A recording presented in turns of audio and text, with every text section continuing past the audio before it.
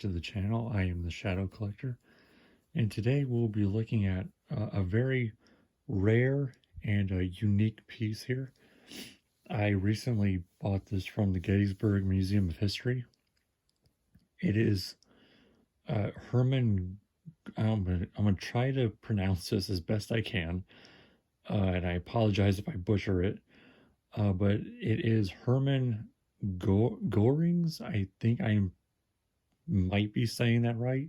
This is his personal calling card, or one of his personal calling cards. And if you don't know who he was the head of the Luftwaffe, which was the German Air Force during World War II.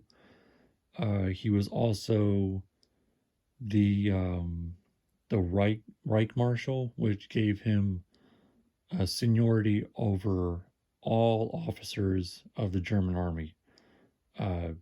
Officers in the infantry, the Navy, Air Force, you name it, he has seniority over all the officers except for Hitler.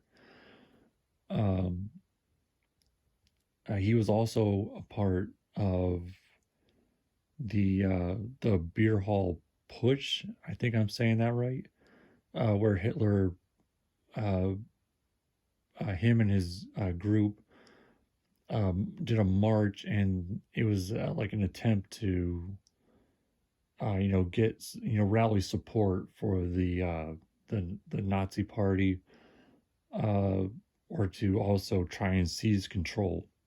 It went horribly wrong, and actually he was wounded during it. I think I want to say 16 Nazi party members died and 4 police officers, and there was a few wounded, and Herman was one of them. But yeah, let's get into the card here. And this is also the letter of authenticity that came with it, signed by Eric Dorr, the curator. And I love that he sends these. It really is a plus for me. And anyways, you can see it says Heil Hitler in all right here, and with an exclamation point right there. And this was his personal, I don't want to say logo, but his stamp, I guess you could say, had the batons right here with the swastika and the eagle. Now with the signature here, he didn't actually sign the card itself. It was printed onto the card during production. And this version of the card is rare because there is another version of the card. And it actually just has Herman's name printed like this across the top here. Then it says, Reich Marshal. I forgot what else it said on there as well. But it didn't have this signature. And it actually, in fact, Eric Dorr at the museum had never seen this version of the card. He had come in possession of a collection there's, I think, 22 of these cards, and he was selling them.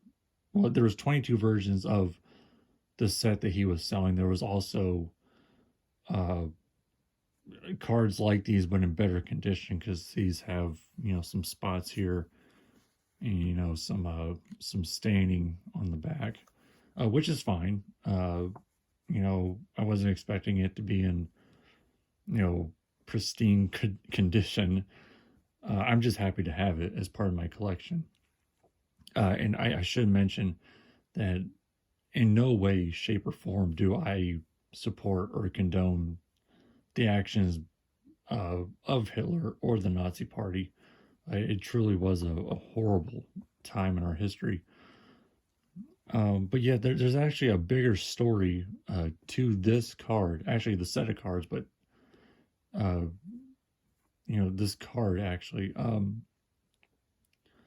So uh, towards the end of the war, um, I should mention, uh, Herman kind of distanced himself away from the political side and the military side of the Nazi Party during the war, because he wasn't in the best of standings with Hitler and the German public. Uh, they kind of saw him not capable of protecting Germany from Allied bombings, and also he wasn't, really able to supply the Germans that were in Stalingrad. So they saw him as just incapable of performing his duties as head of the Luftwaffe. So he kind of distanced himself away from both political and military side of things.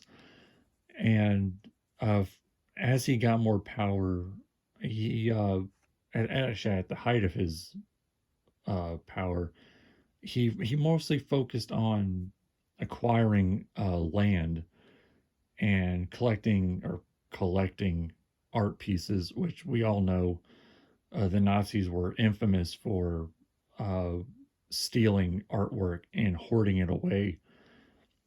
Um, so that's why I say, his collection. It would be like me, going into a thrift store and stealing, these items and saying I collect them. No. But yeah, that was his main focus, really. As he distanced himself away from the other activities. Now, with the story of this card, I know I kind of uh, jumped back and forth there for a minute, but I felt like that was important to say. But anyways, the story of this card, towards the end of the war, uh, he, he was aware, he was notified that Hitler intended to die in the bunker. Uh, and so he sent a telegram to Hitler asking his permission to, basically assume control of Germany and the government after Hitler had passed. And Hitler surprisingly saw this as treason. He removed his title of Reich Marshal and head of Luftwaffe, uh, saw it as treason, and actually sent out orders for his arrest. And so after Hitler had died, uh, Herman, it was either surrender to the Russians and basically have no trial and be killed on the spot, or surrender to either the US or Britain and have a chance at just living the rest of your days out in jail. Which was to some, a case for some, but not a lot, because a lot of the Nazi leaders were and officers were, executed. Very few maybe just stayed in jail. I mostly heard of executions. So he surrendered to the U.S. and this is where gets interesting. He surrendered to a soldier, and these set of cards were actually on him when he surrendered. They were, I don't know where, maybe like in his his suit jacket, or in his in a wallet, or wherever he had them. But it says right here on the card, uh, Herman's personally, I think he meant owned, calling card with printed signature captured by U.S. soldier.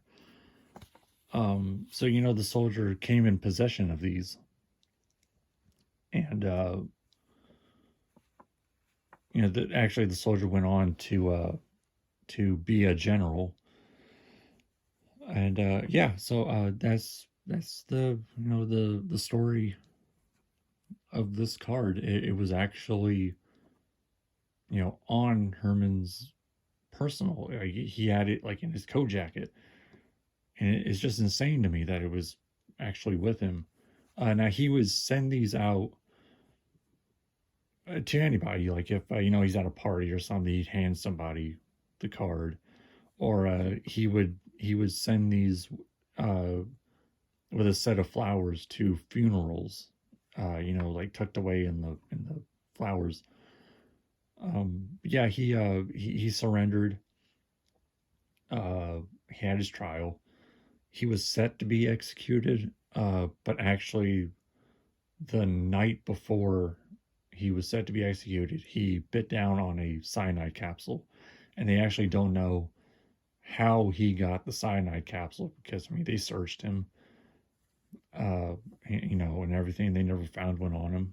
So somehow he had one hidden away. But yeah, that's the Herman, and this is his personal calling card with his printed signature, and a thank you to the Gettysburg Museum of History for allowing the opportunity to come across this and to be able to purchase it.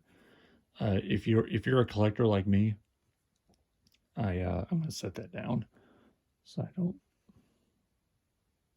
And if you're a collector like me, I highly do recommend checking out the Gettysburg Museum of History and their website. You can go on there. They have all types of items for sale. Some of it, I'm gonna be honest, is not cheap. This cost me, I think, in total with shipping, I think it was $225. I want to say, and honestly, that's fair, considering that it's rare and to who it belonged to. But he did mention that the ones that were in way better condition did go for a lot more. Uh, so I that's also another reason why I'm happy to have this one. But yeah, I hope you enjoyed the video, um, and I will see you next time.